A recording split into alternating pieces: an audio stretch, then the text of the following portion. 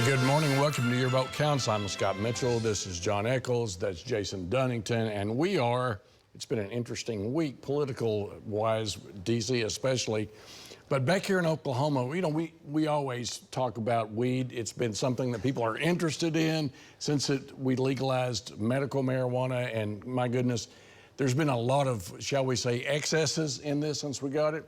You had some legislation we're going to talk about in just a second. But the fact is, his legislation, things that have been taking place, are cracking down on this illegal trade. I say he's making them cry. Your thoughts about what's been happening in that field? Yeah, well, we've talked about on this show so often that illegal grows and illegal marijuana is a huge problem in the state of Oklahoma. Since we've had medical marijuana, look, we want businesses that operate legally to have the best opportunity to have a business and operate. What happened this week was a bill that my colleague ran last session and passed. Let the Attorney General's office basically go out and have some more teeth, more enforcement on illegal grows. And they busted one of the largest illegal grows that we've seen in Oklahoma history this week. It was 74,000 pounds of marijuana that was busted this week. That's $75 million street value, and that was all done this week based on a bill that our fine colleague on this show passed. So okay, the first thing is congratulations on cracking down on this. I don't know where this was all destined to go, but the fact is, it started. Well, I appreciate that. I got to say, though, who I think deserves a lot of the credit is Attorney General Gentner Drummond. This was his bust. The idea behind this bill, working hand in glove with the Attorney General's office, was that we needed more people cracking down on illegal marijuana. We've been talking about it on the show nonstop. We've been trying to do things to stop it. Way to go, General Drummond, I have to say. OB&DD's doing a great job. OMMA's doing a good job. But it's going to take everybody to get this illegal marijuana under control. I took a lot of pressure last year in the legislature by giving another enforcement authority. It was right. I hope he continues to use it the way he's using it. And the real kudos, the men and women that did all the work are the men and women of the Attorney General's office. So proud of them. And the OB&DD, which may be the finest law enforcement agency in America. That's right. All right, let's talk about another aspect of the law. The death penalty is very controversial. There are calls for a moratorium in Oklahoma as these cases move forward.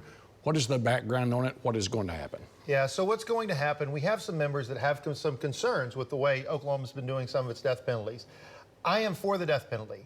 However, I'm only for it when it is done the right way with the right safeguards. I'm not for a moratorium on the death penalty in the state of Oklahoma, and I don't think that's going to happen. Now, that being said, there is nothing wrong, and I will defend my colleagues, there is nothing wrong with looking into the way Oklahoma does it. At the end of the day, my core is my faith. We're coming on the Thanksgiving holiday where we give thanks for what we're thankful for. What I'm thankful for is my faith in my Savior. If we are going to look at whether or not we're going to punish someone and put them to death, it has to be done with all of the proper safeguards.